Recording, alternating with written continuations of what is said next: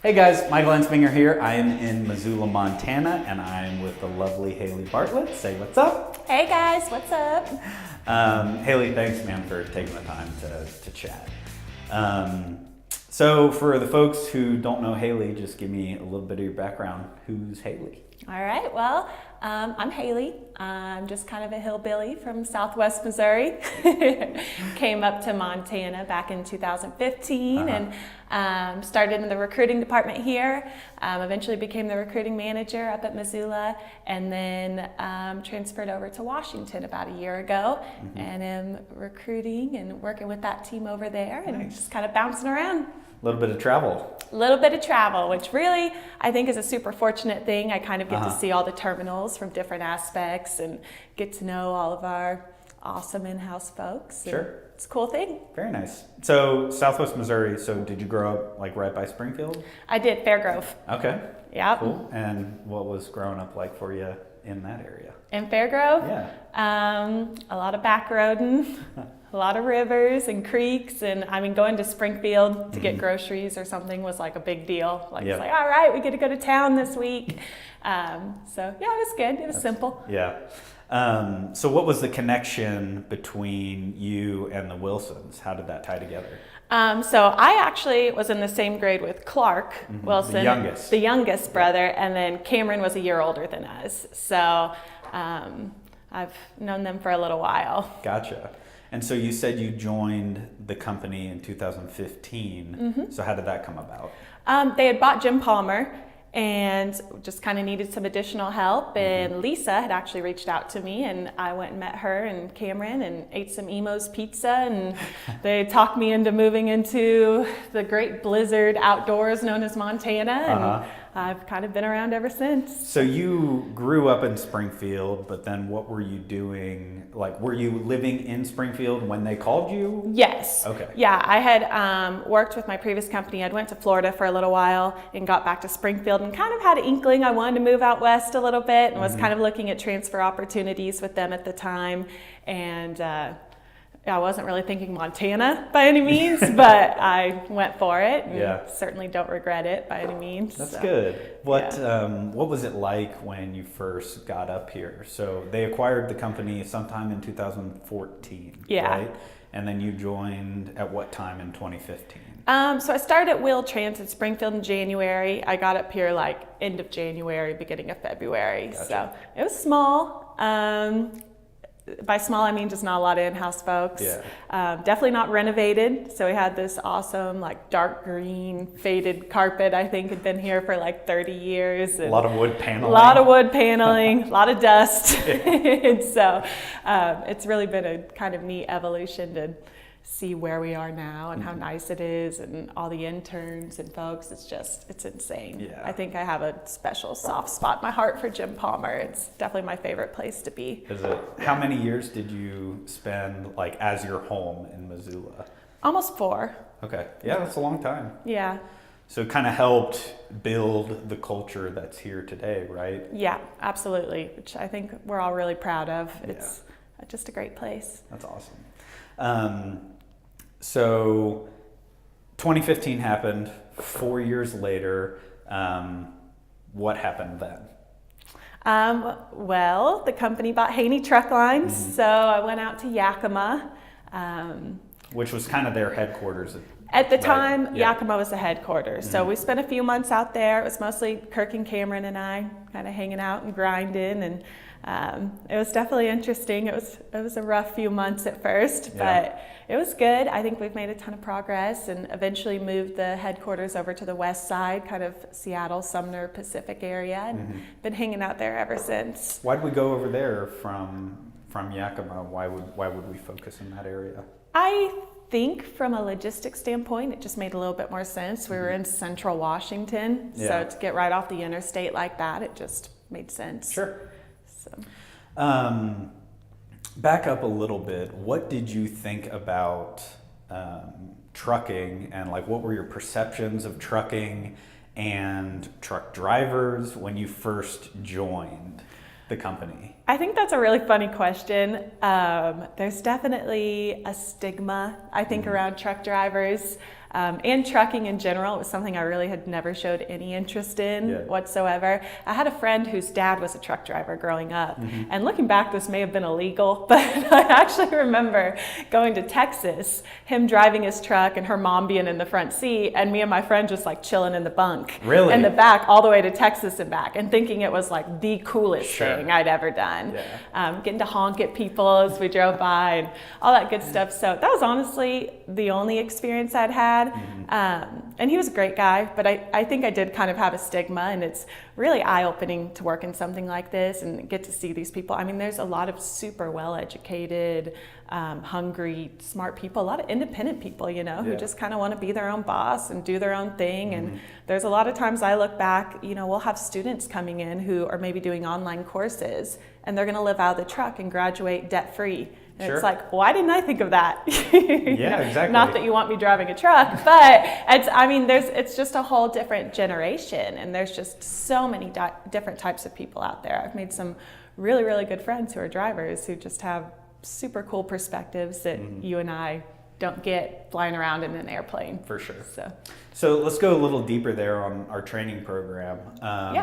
Obviously, you have been involved in bringing in a lot of students. What are some of the things that you're looking at in a student or someone that's interested in getting into trucking? You know, trucking is so different than applying for like a community college or a technical college or something along those lines. Our program specifically, it's super fast paced. Like, we want to get you in here, bam, Monday you got a physical, Tuesday you're taking a permit, Wednesday we've got you out in a truck. Right. So obviously safe, secure area, you've got like professionals there with you, but it's super fast paced. So we kind of put folks through a little bit of a ringer. We get like hundreds of applications, and we accept 4 to 6 per week. So it's super competitive. Really just people who've done their research, who know what they're signing up for, who realize the sacrifice that it makes. I mean, I can tell you all day how hard it is to share a truck with a stranger for 2.5 months, but until you actually do it, it's certainly a different ball game. Right. So just eager personalities, folks who seem like they're willing to work hard and willing to study ahead of time and come prepared and have their stuff together. Yeah, that makes a lot of sense. Do you think personality drives a lot of that? Like, is there a certain personality that is more likely to be successful in trucking and in our training program, or do you see a lot of varying personalities? You know, I thought at first definitely I had a mold in my head of what would be successful, and now we've been doing it a few years, and I don't think there is like a cookie cutter mold of a personality. I think having a supportive family is huge. If you're fortunate enough to be in that situation. But we have, super outgoing, extroverted folks who come in here and crush it, and then super introverted, quiet people who just want to be alone in a truck and kind of do their own thing. But man, from a reward standpoint, getting to see like students who come in here who maybe are down on their luck, or maybe we see a lot of print industry folks who maybe their industry is just kind of no longer as big as it used to be, and they're starting this whole new career, and you're getting people coming in with literally holes in their shoes, or just torn up jeans and nervous and scared, and then getting to see them roll through 4 months later in their own brand new Freightliner with brand new clothes on, just smiling ear to ear. There's not a better feeling than getting to see something like that. I believe that. Yeah, makes it worth it. For sure. What about experienced drivers? What are some of the things that we're looking at or looking for with experienced drivers that might be interested in joining us? Experienced drivers, obviously MVR history, so tickets, accidents, we're going to look at that pretty closely. We are one of the stricter companies. We're really proud of our equipment and our trucks, and we want to put the best of the best in there. Employment history is something we look at. I mean, if you could show some longevity, that's definitely a huge plus. What we call like a purple squirrel or a white unicorn, 3 jobs or less in a year in the trucking industry is actually huge. So that's always something really nice to see. Not a deal breaker by any means, but definitely huge. And just, people who want to work hard, who've done their research about us, know what they want to do, and have great experience. What's something you think that, either in recruiting itself, or just the company as a whole, that you think is something we should, or that we're actively looking to improve upon? A lot. We're a growing company. Yeah. We're always moving. In-house, specifically our culture, I think we're awesome at being really, really picky on who we hire and rewarding the people we hire and helping promote them and helping them grow in their career, whether it's going to be with us or not. With drivers, I think it's just instilling that family value and culture. I mean, if you think about it, if you can get someone to understand the perspective of you're out there on the road with, your kids and my family and, my other half, they want to be safer and drive better, and knowing that they have a support system out there. Like, we have your back, we're on your side. If you don't feel safe, if the roads are scary, pull over, tell your fleet manager, let us know, we'll have your back. Sometimes you have a mad customer, but it's not worth someone getting hurt over. For sure.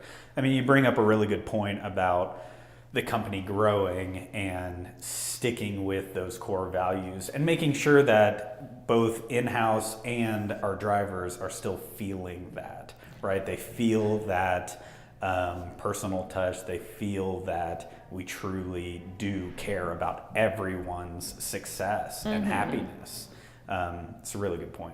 Yeah, I think that's one of the benefits of having these multiple terminals all over the place. Like, not at one place do we just have so many people where you can't pop around and have a 3-minute conversation with everyone at one point in the week. It just makes such a huge difference.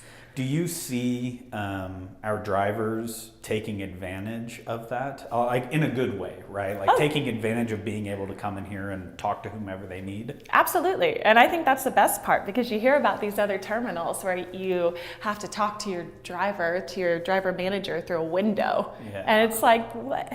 We're coworkers, we don't have a job without you, and you don't have a job without us. So being able to have that personal communication is huge. In Pacific especially, they're running that heavy haul lane. So they're through that same area quite often. It's a smaller radius. So we see a lot of the same drivers all the time. That's awesome. It's kind of cool. They just become like coworkers in the office with you. As they should. And questions that I don't know as a recruiter, to be able to poke them and ask them, about customers or lanes or things. It's a huge benefit for us. Makes a lot of sense. Yeah. Switch gears a little bit. So personally, what's something that you've been kind of a little bit more focused on lately? Like, what's got you excited? What's got you happy? What are you focused on? I've been running a lot. So nice. I am training for a Missoula marathon right now. So that's great. Pretty huge. So just trying not to die, really more than anything. So I think that's a really, really good balance. Work hard and then get to release a little bit of stress that way. Sure. So a full marathon? My first full marathon. How's it going? It's going. Yeah? Yeah, I'm still kind of at the beginning of the training. So the most I've ever ran is 13 miles. So that's like 12 more than I ran. So good job. Thanks for pointing that out. I quit. I'm done.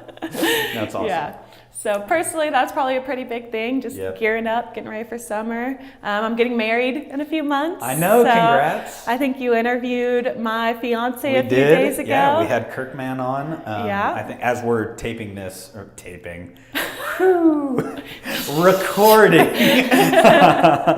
as we're recording this, we just launched Kirk's stuff. So yeah, definitely go check that interview out. Did he sweat profusely during this interview, or is that just me, because it's really nerve-wracking being right here? No, he did great. Seriously, I feel like I'm way more uptight and nervous, and maybe that's just because I just feel like it's up to me to keep it going. Yeah. But no, you're cool and relaxed, and Kirk was great, and seriously, everyone so far has been really good. Good. Really good, except for me. He's been great. So. No, but we're excited to do more of these with more people. Yeah. The purpose is just to shed some light, right? We want to get our drivers in here a heck of a lot more than we've done so far. We were fortunate enough to connect with Ellie O'Dare, and her and I chatted for 45 minutes, which was pretty remarkable. We want to do more. Yeah, Ellie O'Dare is someone who I also have a special place in my heart for. I was working here when we hired her, and at the time we had an even more extensive student interview process than we do now, where we would like literally talk to like your parents, like we interviewed everyone. So I got to talk to Ellie quite a bit. I got to talk to her mom, who I like fell in love with. By the end of it, I wanted her mom to adopt me, I think. But I freaking love Ellie. I watched that interview and was just eating it up the whole time. Yeah, awesome, man. Super cool. I could talk to you all day. I'll cut it short just because I think we'll do this a couple more times, but thanks a lot for taking the time. No problem. Appreciate it. Thanks. Guys, thank you so much for checking us out. If you have any questions specifically for Haley, let us know, comment below, like, share, do all the things, and we'll see you next time. Good job. Woohoo! Thanks, dude. That was great. Yeah, I think it went okay. Yeah, me too.